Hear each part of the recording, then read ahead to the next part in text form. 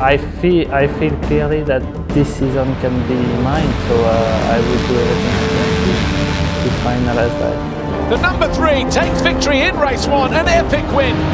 MX on 74, the burst into life here in Maxime. It's going to be a very interesting first turn.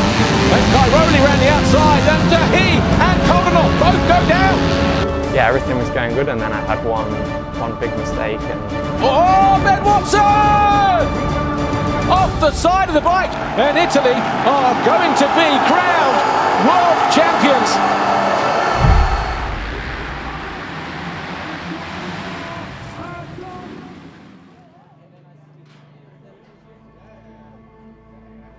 The WMX class often struggles for hype and attention. That changed when Courtney Duncan came into the picture.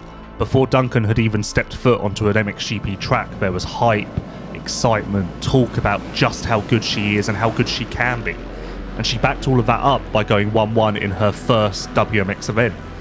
So I got my first bike when I was 7 years of age, and at that point it was kind of, just a hobby and something I did because my friends did. And it wasn't until I was about 12 or 13 I caught it on TV. At the time in New Zealand we had some pretty big superstars like Catherine Pram, Josh Coppins, Ben Townley overseas killing it on the world stage, and from that point it probably twisted my arm and made me think that's what I want to do. One day I'm going to be in that position, and one day I'm going to be going for a world title, and surely enough 10-15 years later here I am. So Duncan now in second position and going after Olivia Lancelot. Well, there's been a lot of hype around this young 20-year-old from the South Island in New Zealand. Around the outside, good drive there, and goes through the inside. Great move there from Courtney Duncan, who now leads at the end of the 4th lap, and she goes past Olivia Lancelot. Will she be able to get her head down here now and take off at the front of the field? Final turn. Checkered flag about to be raised for the first time of the year, and Courtney Duncan picks up 25 points, wins Moto number 1 here in Qatar. Get ready to go racing for the second time here. WMX Race 2, round 1 in Qatar. So Duncan leads the way here on the very first lap in WMX Race 2. 151, the JCR Yamaha rider from New Zealand, makes it a perfect evening here in Qatar. She double moto wins here at the opening round, and that is a big win for her. Oh, it's bittersweet right now. I'm over the moon. It's been a tough week, and coming in you don't know what to expect. It's the first time I've ever been to a GP, let alone race one, so just stoked to be able to be here, and I couldn't have done it without obviously my family. My dad's here, well, stepdad's here, and he's been unbelievable this week. Everyone over home's been just behind me so much, obviously my team. I raced Courtney when she was I first saw her ride when she was on a 65, and she lined up in a women's race in Christchurch in New Zealand. And at that time I was leading all of the championships and winning everything. So yeah, she wasn't competitive because she was on a 65. I think I was on a 125 or a 250F. And but I do remember watching her ride and thinking, she's something special. Actually, her last name obviously Courtney Duncan, and she used to have short little hair and looked like a little boy, and we used to think, is it Courtney Duncan or Duncan Courtney? So that was like the inside joke. And but yeah, she's actually, now the way she rides in Europe is probably at 80% or 70% of her ability, because she just wants to finish races now after losing all those championships due to just bad luck, like she's had a photographer walk in front of her. And we've got Duncan, our race leader, is down, and she's taken a hit trying to sort her visor out on her helmet. Yeah, the girls cut the track one year, and it's been a disaster. And then she was made to race an Mx2 race in France and broke her foot without even crashing, so she's lost a lot of titles through bad luck. And now she kind of just does everything she can to stay on the bike and win the titles rather than go all out there. But when she rides at 100% without worrying about anything else or looking at the bigger picture, she's, I think, even 5, 6, 7 seconds a lap faster. She rides that much toned back now. So when she sets the fastest lap time in time practice in the women's class this year, we know she can do that lap every single lap. That's not one fast lap, that's her pace. When Courtney Duncan finally won a WMX championship in 2019, it wasn't a case of being excited and surprised. It was more of a case of being like, finally. Because everyone in the paddock knew that Duncan was deserving of a WMX title. Misfortune just kept standing in her way. And she is the 2019 FIM Motocross World Champion. And finally, she's done it. I'm lost for words, just, it's indescribable. I come out and I won my first race, and man, I expected big things out of myself and everyone around me also, and I just had to take my time and learn from all these mistakes and failures, and when we felt like quitting, we kept going, and here we are, world champion. So when she finally got it done in 2019, it was more of a sigh of relief for everyone there that finally this impressive, amazing rider has got the job done. Duncan is similar to Jeffrey Hurlings in a lot of ways, where when she is healthy, when she is at her best, few people in the world think she can be beaten to a championship, and we've seen that now in 2019, 2020. Here is Duncan, the number one DRT Kawasaki. Third is enough to be crowned world champion for a second time. This one's for everyone, you know, you just can't do this alone, so thank you. Woohoo! Yeah, I don't know whether it's WMX or anything, but any world champion on a team is a plus if you market it right.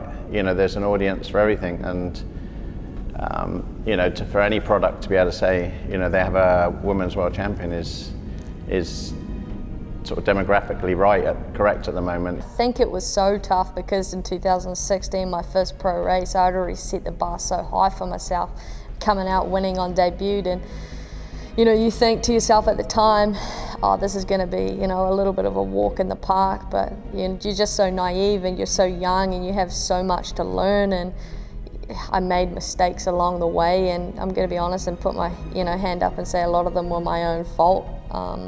Just made stupid mistakes at costly times, and in the end they cost me race wins and cost me points, and ultimately that cost me championships. So I think I just had a lot of growing up to do, but it definitely tested me a lot. It tested the resilience, and there was times when I lay in bed, especially after losing that first World Cup with the injury, and thinking, do I want to do this? Do I want to keep going? But looking back at it, yeah, I'm definitely glad I did, and it's just something that you have to persevere with the time and learn from the lessons, and I can say it all paid off. Check out those lines in the starting lap, okay? Because there's a few different lines that they weren't taking in practice. And you can go inside a little bit more, even coming along the pit lane straight as well. They're going quite far out. I think you can come in a bit more here. You know, one thing about Courtney is she sort of rides, you know, you wouldn't know if she was a guy. You know, she's sort of, you know, her corner speed and the way she sort of floats around the track is sort of pretty amazing. I'd say she has, you know, more corner speed than quite a lot of riders. But here we are, temperatures 16 degrees, barely a cloud in the sky over the Dolomite Mountains here. It is the most picturesque racetrack that we have in Europe, possibly. Not having, you know, your friends and family and comfort there can be tough sometimes, especially after a bad day, especially after a bad performance. But then again, like, when I pack my bags and say goodbye to my family, you know, there's a huge purpose behind that. You know, you're flying 24 hours on the airplane to the other side of the world on your own, and I'm not just doing that to fill the gates. Like I say, I'm doing that because the purpose is to be a world champion, and I think it definitely drives me that extra bit further. You ready? No panic. No panic. Doesn't matter if you get a bad start, nothing, just keep it. Look what happened last week.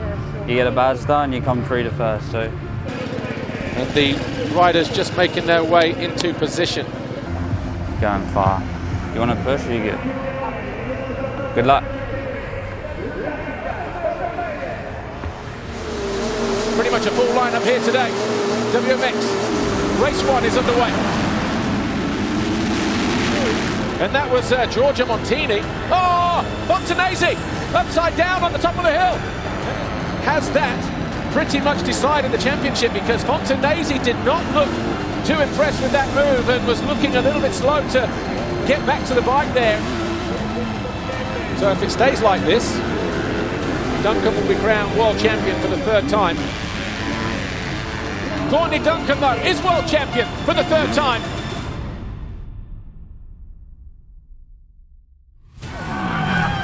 Well, she puts all of that to bed here, and she can celebrate as a world champion for the third successive time.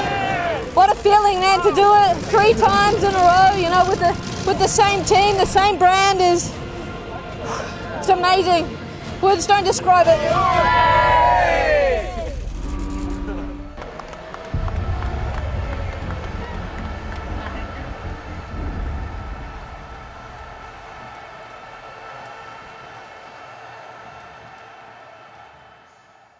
The 2021 MXGP series has been phenomenal. The best ever, you could say. It could have been even better though. We were missing a star in Jeremy Seewer. He was on track, sure, but he dealt with so many obstacles throughout the season, mainly illnesses, sickness, that just stopped him from reaching his highest level until the very end. Imagine if he had been healthy the whole time. We could have had another rider in this phenomenal 5-way title fight. Yeah, it's just amazing, you know, to experience this kind of stuff, doing our job, doing my job as an athlete, and using, the free days to find some places like that, and find some freedom for your mind,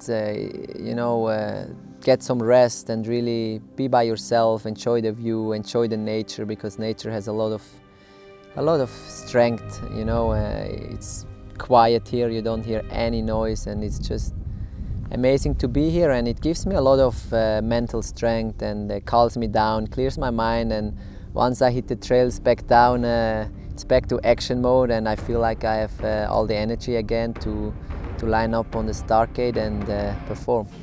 It's a chilly day here in Trentino for this 16th round. Jeremy Seewer as relaxed as ever. He's there in 6th place in the championship, 13 behind Tony Cagliarone now. If the last 2 rounds have been anything to go by, then we are definitely going to be spoilt by the time we leave. 5 seconds. Who is it going to be that grabs that foxhole shot here? MXGP Race 1. Middle of the gate. It's one of the Yamahas. It's Seewer. He's got his teammate Colton up behind him. Febvre's in there as well. So too Prado. Seewer leads the way by 2 seconds over Prado. Colton trying to go around the outside in third. Guy Safor, the Monster Energy Yamaha rider, in control right from the very first lap. Last race win was race 1 here, the penultimate round last year. The gap all of a sudden coming right down. We are going to have a last lap showdown. It's only 2.2 seconds between Seewer and Febvre. Oh! Febvre down! Pushing too hard! Jeremy Seewer is going to take his first win of the season, his first win in a year, his 11th career race win. Jeremy Seewer, take a bow.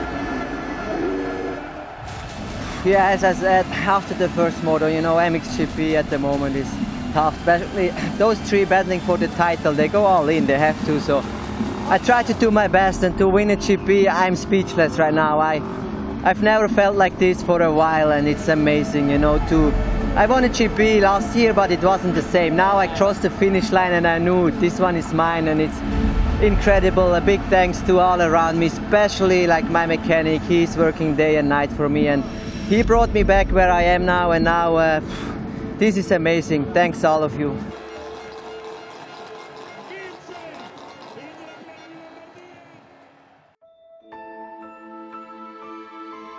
Remember that Maxime Renaux was not even a factory rider 1 year ago.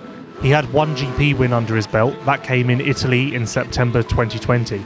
And when he took the 2nd GP win of his career in Great Britain in June of this year, it wasn't a surprise, but it was more a case of everyone thinking, oh, this rider can win the occasional race, the occasional Grand Prix. No one expected this to then become a regular thing. No one expected him to then become a dominant force. If anything, expectations were set at him becoming a podium regular. Quite low in comparison to what he's actually achieved, and now here we are, just a couple of rounds from the end of a championship, and he can win his first MX2 title with 2 rounds to spare. And you can see everybody here enjoying the occasion here at this 16th round.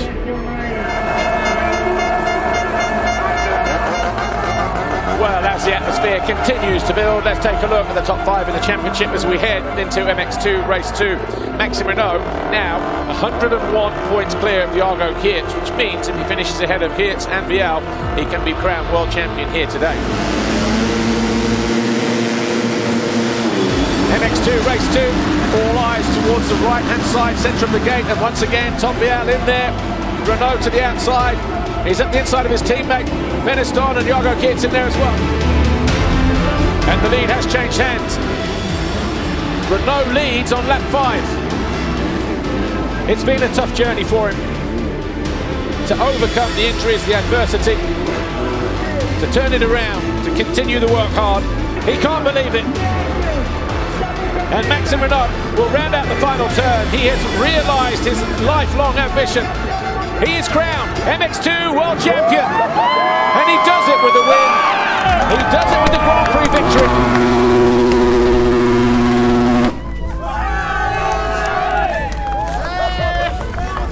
Maxime Renaux is an unexpected champion, but not unexpected in the sense that no one thought he could do it.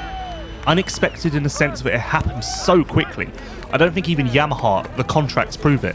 Yamaha didn't expect him to win this soon. No one did, let alone by such a healthy margin. Winning with 2 rounds to spare is no joke, but that speaks to just how phenomenal he's been this year. I've been through so much tough moments and really big injury a couple of years ago, and could never even dream about that. And now today I'm here, I'm world champion, and just could make it happen with such a great team with Yamaha, Monster Energy. So I'm just the happiest today.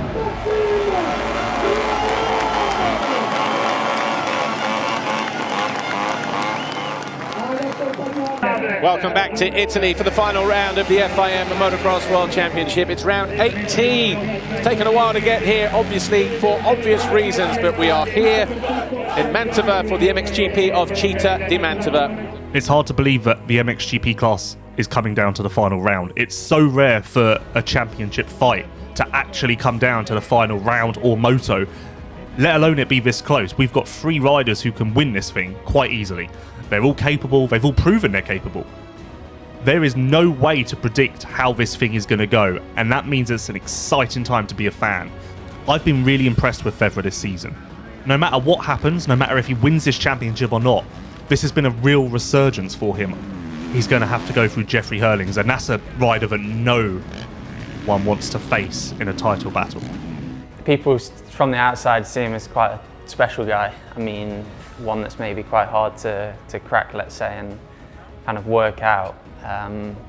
For me, when I was in the 250, I was able to train with him together with Jackie, and yeah, we just got along good. I mean, there was no competition between us, you know, we was in separate classes, and yeah, just had a great friendship actually, and was able to work together really good, you know, on the track, off the track, with cycling. And yeah, I think he's one of those guys for me who is straight. He's not about all the bullshit of you need to be on this program and eating this, and he's just straight. He focuses on his job and gets it done. I came there and I knew this guy became world champion, so he's good at something, you know. So I tried to watch him and see what he does, and he did do his thing. This is what I learned. Like, didn't matter what happened, who was there, what influenced him, negative things. He just followed his path, and he didn't turn left or right for anybody. He just hold his line, and I think that's what is making him good. And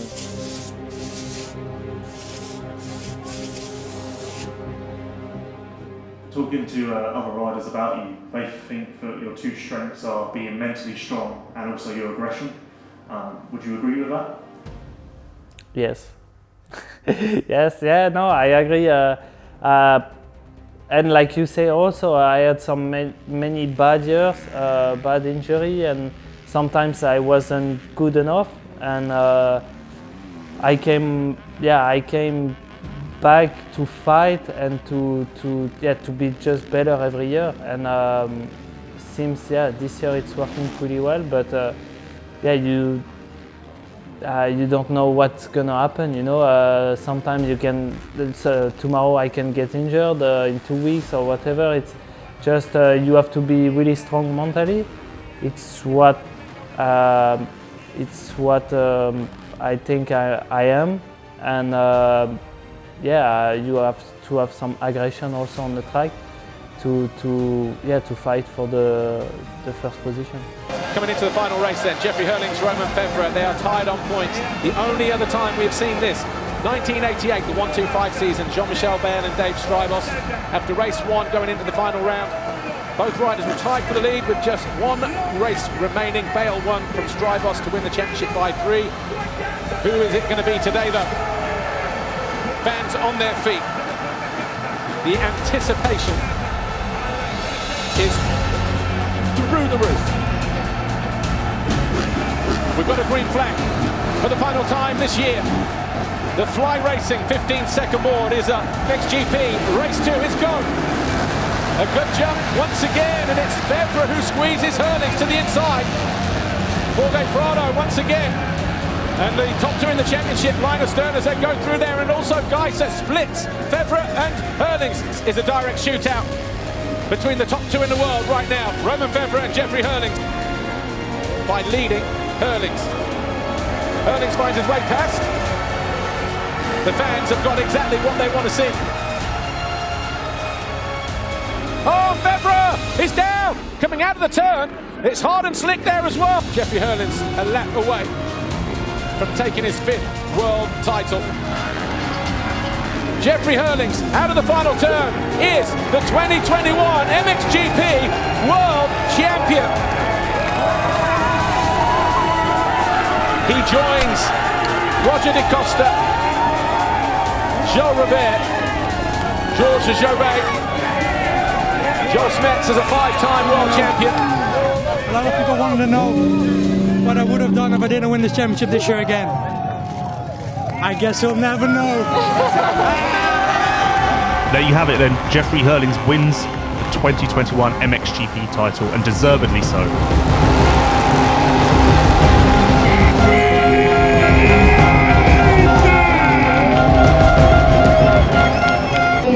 Yeah, I feel mad to myself for sure, but that's racing. It's the hard way to lose, but it's like this. Yeah, I gave my all, and yeah, at the moment it's really tough, but yeah, I will go through and then battle next year. Okay. Thanks, Romain. The 2021 MXGP series is going to be remembered for a very long time. 2022 could be even better though. Jeffrey Hurlings is going to be back to defend his crown. Romain Febvre is going to come out with a vengeance. Tim Geiser is going to want to reclaim the crown that he's lost, and that's not even mentioning Jorge Prado, Jeremy Sewer, and Maxime Renaux.